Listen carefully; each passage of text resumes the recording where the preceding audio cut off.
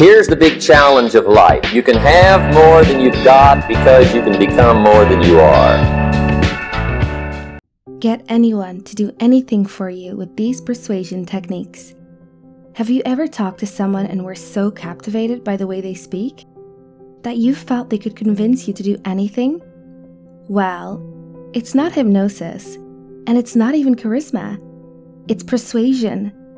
Persuasion is an art with many techniques, and today, we will be teaching you exactly how to access this power at the tip of your fingers.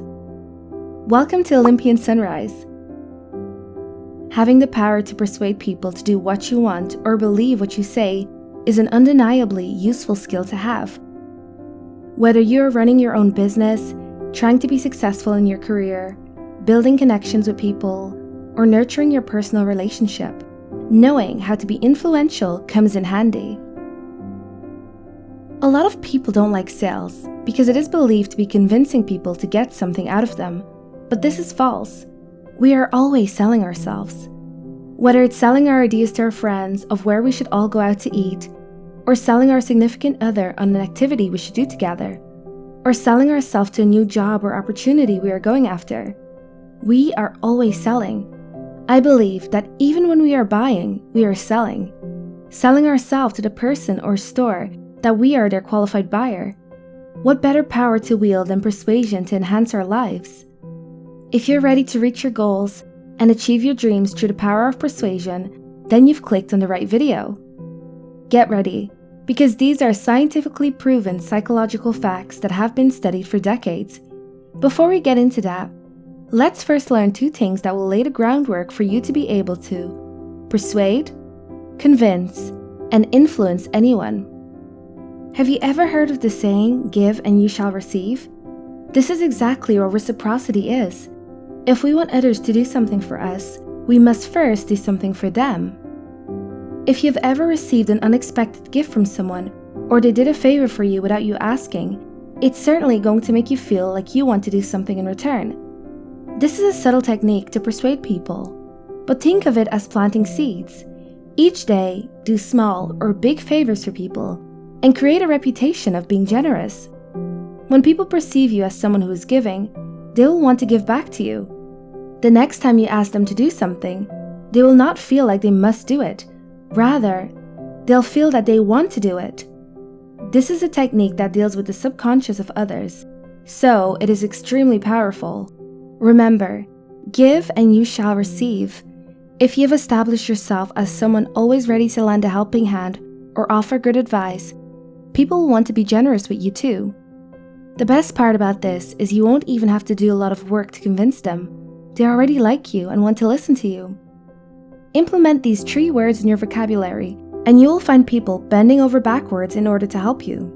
Favor, help, and try. Favor. Hey, can you do me a favor? This implies that the person asking the request is willing to help you out in the future for their assistance right now. Plus, it feels better to ask people to do things for you like this. Help. Can you help me out and... Using the word help means I can't do it without you.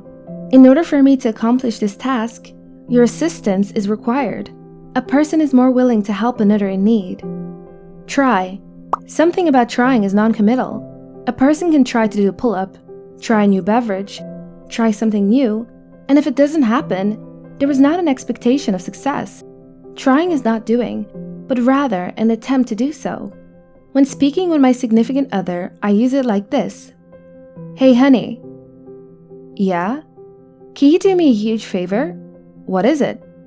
Can you help me out and give this a try? Favor, help, try.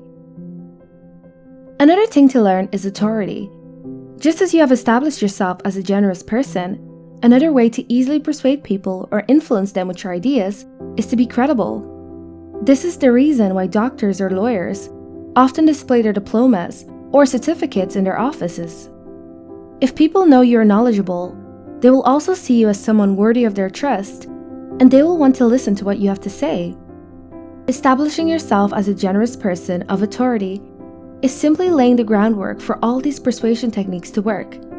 If you are ready to get anyone to do anything for you, keep on watching.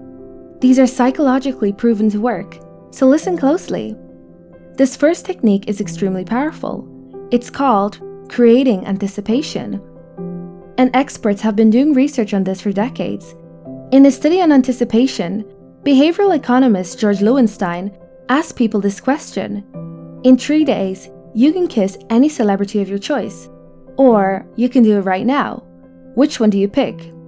Surprisingly, most people chose to wait 3 days, even if they had the option to do it right this second. This is because excitement or build-up is more valuable to people than the thing itself. In fact, because they have to wait for it, the more valuable it becomes. So, how can you use this to convince people to do something for you, listen to you, or even buy something from you? Simple. Let them know in advance. But do not tell them exactly what it is yet. You can say, I have a favor to ask you. I'll tell you about it tomorrow.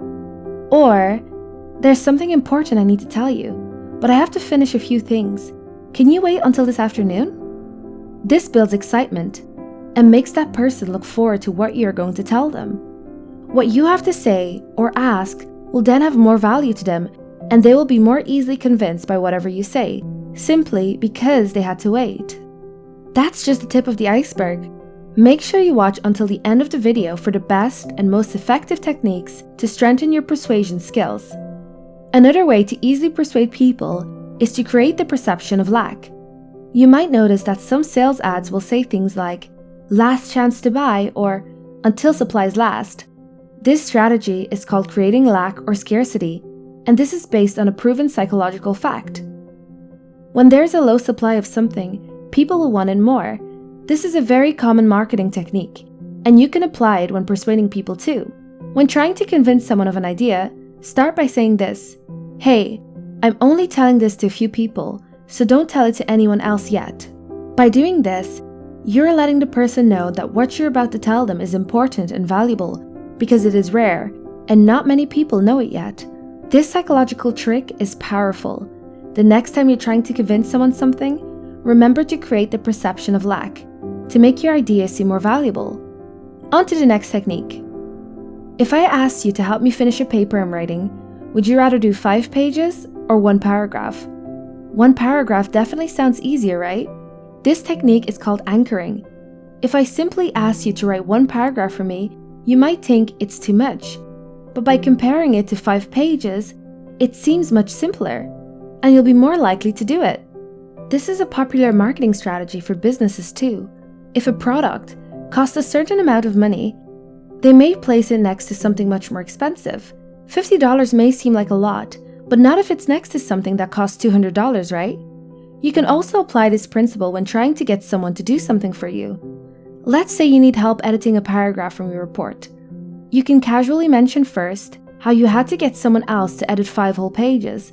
Then, ask them if they can edit just 1 short paragraph for you. This makes the task look super easy, and whoever you ask is much more likely to do it for you.